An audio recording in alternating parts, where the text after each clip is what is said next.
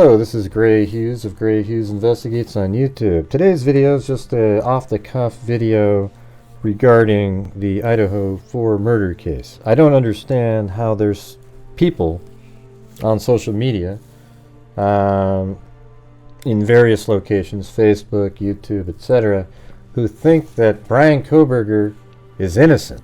And yes, of course, he's innocent until proven guilty.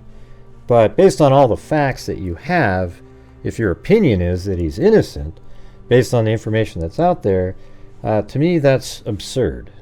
And there's so many different pieces of anecdotal information that's out there. I mean, you probably remember at one point there was a bar where he was going to college, I think back in Pennsylvania, where he was on a list because he was so creepy, and women in general felt uncomfortable with him, and he was on a list there.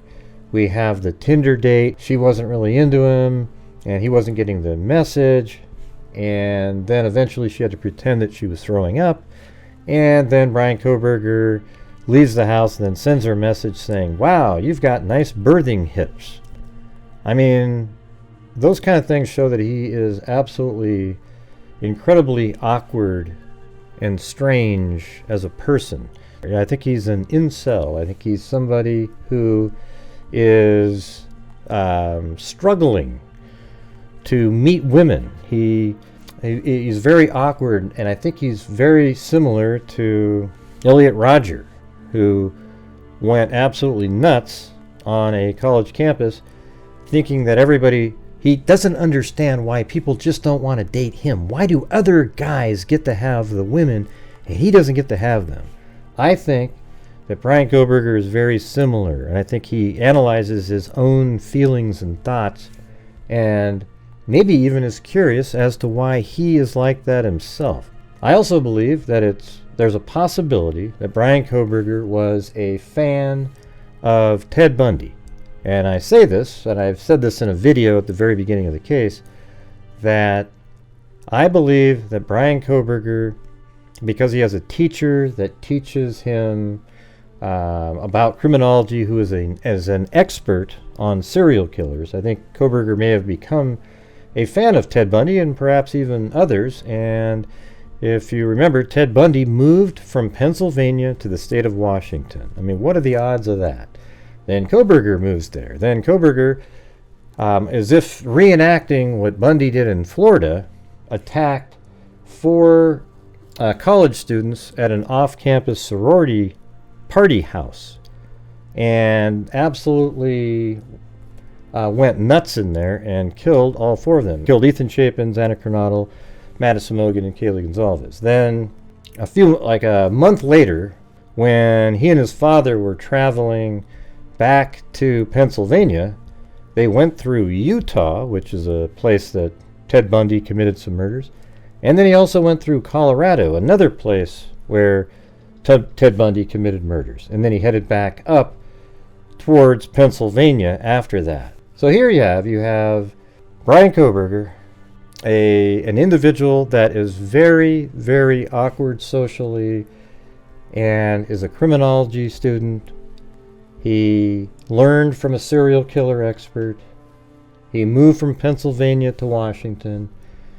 And then while he was in Pullman, Washington, he traveled over to Moscow, Idaho, 12 different times, 11 of which were late at night. And he was in the area of the 1122 King Road residence. And he's driving around. I've been there. I know that you can't drive those back roads on Willanta Avenue or Willanta Street over there. You cannot do that without having gone there. So back here is Willanta Drive, I guess. Yeah, right over here. There's so many places you can turn, and then you would actually get trapped. So when he was doing these different passes, he knew exactly what he's doing because he had been there multiple times, and it became really familiar with them. I think if law enforcement, if there was anybody that was aware that he was there much prior, it's possible that his Elantra was seen back in those same neighborhoods on various surveillance cameras. Now, there are certain types of cameras like Ring, if you store out on the cloud, you can have many, many weeks of data back in there, and hopefully there's some people that had stored the white Elantra, revisiting the area and traveling around back behind the 1122 King Road residence. So you have Bryan Kohberger, who has all of these things that he's been doing. And then on the night of November 13th, 2022, Bryan Kohberger, who lives in Pullman, Washington, right up here at 1630 Northeast Valley Road, number G201, which is right in this building right there. We know that at 2:42, his phone was turned on in this area. Then at 2:44, a vehicle matching his vehicle was seen right in this area right here. And then at 2:47, his phone was turned off and it was pinging in this portion of Pullman, Washington. Then at 2:53, his vehicle is driving this way. Now, I think it's possible that he drove down like this and then actually came all the way back this direction, just doing things that are not normal to purposely throw off an investigation. And then right here at Busby, turn left and then drove right like this on this road, driving around, and then that takes you right back behind on Palouse River Drive, and then maybe continue down like this and then turn left right here on, looks like Nursery Street, and then right here turn right, and then on Allison Street, and then he drives by 700 Indian Hills Drive, or Indian Hill Drive, excuse me. And that was at 3:26. A white Elantra matching the description of his drives by there. And then absolutely consistent with the timing of being here at 700 Indian Hill Drive, his vehicle drives by the A&W restaurant right here at 3:28. And his vehicle is seen without a front license plate, which in Pennsylvania, they're not required to have front license plates. And then he continues driving this direction, the white Elantra does. And you might say, well, how do we know Kohberger's in there? Well, we've already shown you that he turned his phone off at 2:47, and then his white Elantra was seen there, and then not long after that, it shows up over here, the same vehicle matching the white Elantra, or what they called suspect vehicle 1.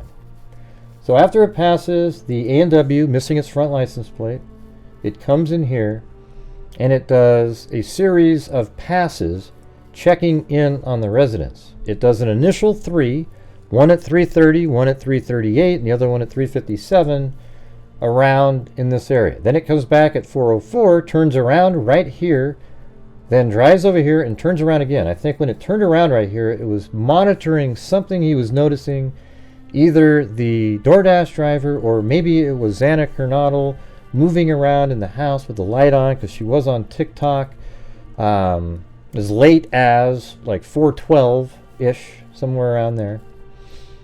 So he does the turn back here, then he does a 3-point turn here, and then it looked like everything was cleared up, what he was looking at, and then he drove around on his final pass at 4:07 and 50 seconds or so, comes back around here, and parks at 4:08.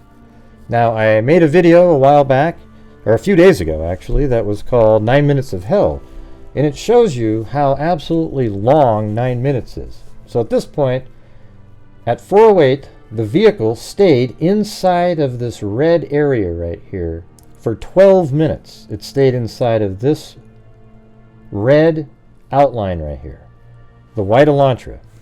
And it parked likely right here and was looking into Madison Mogen's bedroom, and parked, perhaps did some blood spatter mitigation by maybe putting a bag outside, maybe wearing something over the outside of another set of clothing. We don't know, but then goes inside the 1122 King Road address, commits the murders. Then he exits the house, gets into the white Elantra, and then at 4:20, it's heading away at a high rate of speed. Now we know from the investigation, inside of that 12 minutes, a K-bar knife sheath was deposited inside the 1122 King Road residence on Madison Mogen's bed underneath her body and a quilt on her right side, and that knife sheath contained Bryan Kohberger's DNA on the button of the clasp on the knife sheath. So that alone proves that the vehicle in this area right here was Bryan Kohberger's white Elantra. Then it takes off at a high rate of speed at 420 after it had been sitting there for 12 minutes total time. Then as it speeds away, it drives down this direction, but instead of continuing around this loop here, it heads down Sunnyside Avenue and then takes a right on Conestoga and makes its way to Palouse River Drive here. Then at some point, just 28 minutes after the murders, Bryan Kohberger turns his phone back on. So his phone was off between 2:47 and 4:48, and the murders happened in between that time. And he's heading away from Moscow, Idaho at this point when his phone pings near Blaine, Idaho. I have it right down in this area.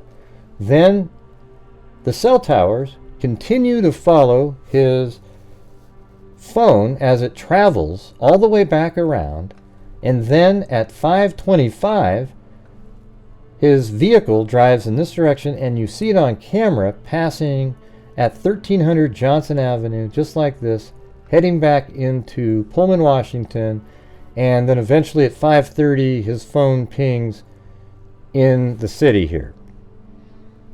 So if you can't see how Bryan Kohberger is like extremely likely to be the killer with no reasonable doubt, it's not reasonable for somebody to say to themselves, well, that could have been some other white Elantra driving around right here. Now, some people out there claim that the vehicle seen on the 1330 Linda Lane camera was not a white Elantra. But that doesn't make any sense at all. Law enforcement has already said they determined the vehicle that was doing the 4 passes was a white Elantra. The vehicle seen on the 1330 Linda Lane camera does exactly what law enforcement stated the vehicle did, including that it turned around back here, and then here it tried to turn around or park, and then right here it did a 3-point turn, and then it came back this direction, and it shows back up on the 1330 Linda Lane camera. The Linda Lane footage is the same vehicle that law enforcement's talking about, unless you believe that there were 2 vehicles driving in tandem together and playing tag team. And so when Kohberger, who was in a different vehicle right here, would sort of tag the Elantra, then it would drive around. Or maybe Kohberger's in his Elantra right here, and then he tags this other vehicle that goes around like this, and it comes back this way, and then he tags him, and he goes around. It doesn't make any sense, everybody. This surveillance camera here is going to show exactly the same vehicle that 1112 King Road camera does right there, and you'll be able to marry it up, and it'll be this beautifully put together video of the car driving down like this. Then this camera picks it up coming around like this. Then this camera picks it up as it's leaving on the first 3 passes, and even on the 4th when it takes off. But on the 4th pass, the beginning of it, it's actually, there's a pause there, a stall, what do you call it? I call it a aborted attempt. So on the 4th pass, it originally came back here, turned around, and it drove this way. So you'll see it on this camera do a 3-point turn and then go back this direction and go back behind, eventually stopping here at 408. Within those 12 minutes between 408 and 420 when it sped away, all 4 of the victims were murdered, and DNA was found on a K-bar knife sheath matching Bryan Kohberger's, thus making it almost impossible that the white Elantra moving around in the area wasn't his, especially missing its front license plate because it's from Pennsylvania, where you're not required a front license plate. So when you see all of this put together like this, it seems like it should be all you need to say, oh my God, Bryan Kohberger is the killer here. But there's so much more. Law enforcement is going to have a treasure trove of information. We also know that his sister witnessed him put on gloves and throw their own garbage and trash into a neighbor's garbage can. because he was likely worried that DNA was discovered at the crime scene and might lead to him. So he was throwing stuff in another garbage can using gloves. He also spent a lot of time cleaning his vehicle, etc. People wonder, how come there's nothing in the vehicle? Well, we don't know if law enforcement ever found anything in the vehicle at all. We're only relying on what the defense has said, and of course the defense, wanting people out there to believe in their client, are never going to mention the incredibly damning information that they are obviously aware of behind the scenes. I guarantee you that they are aware of tremendous information, and I think that's why they're trying so hard to get the DNA thrown out, because then there might be a cascading effect of information that led from the DNA research, search warrants, etc., etc., etc. But they know that law enforcement has an incredible amount of information, and I think that law enforcement is extremely confident and absolutely know that they are going to win this case. They have the information. I'm not even sure they're still investigating at this point. I think they've got an airtight case, and this case is over, man. When this goes to trial, I think what you're going to see is a lot of people trying to backtrack and try to say, well, I was saying that maybe... No, there's people out there that are tricking their viewers into believing that Bryan Kohberger is innocent. And that's just not true. They're inventing information, saying, oh, it's this type of a car that you see back here. They're trying to bring up a guy named Brent Kopacka, all these conspiracy theories. And sadly, when it's all said and done, none of that stuff is going to be true. And you'll be left saying to yourself, wow, man, I got suckered. But you know what's going to happen? You're still going to watch those same people because it was so fun and entertaining. It was great. Man, that's so sad. Anyways, I appreciate you guys watching this. I hope, putting that together right there, it might make you think. Some of the stuff I'm saying is speculation. Like, I don't know if he was following and copying Bundy, but I really think that there's a possibility he was doing that, since there's some similarities there. Bundy, though, clubbed people to death. He didn't stab them to death, so maybe he's combining multiple people here. Oh, and another thing I wanted to talk about was they're going to be tearing down 1122 King Road, the house that all 4 of the victims were murdered in. And I know a lot of people are upset about it, but I think law enforcement from the prosecution side and the defense side have had ample time to do as much research as possible and document everything at the crime scene. And you sort of ask yourself, when does it stop?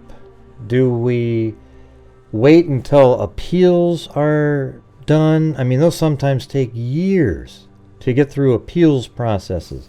Like, if he's found guilty, do you wait for that too? And it just seems absurd to me. We have many, many crimes that have happened in the United States, and you rarely ever see them needing to preserve the crime scene for years and years just to appease sort of some people in society. I understand the arguments, but at some point you got to move on, you know what I mean? Like, in terms of the university, not the family. The families will never be able to move on, but the university and the students and the way of life on the campus needs to try to get back to some sort of normalcy. And those are just some of my thoughts on that. It's not something that I'm incredibly passionate about.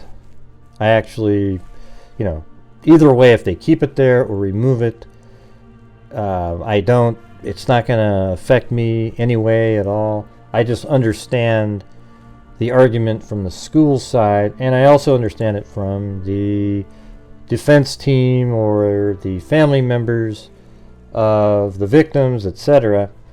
I get it, but I think the key argument for me is how long. Let's say Bryan Kohberger is found guilty.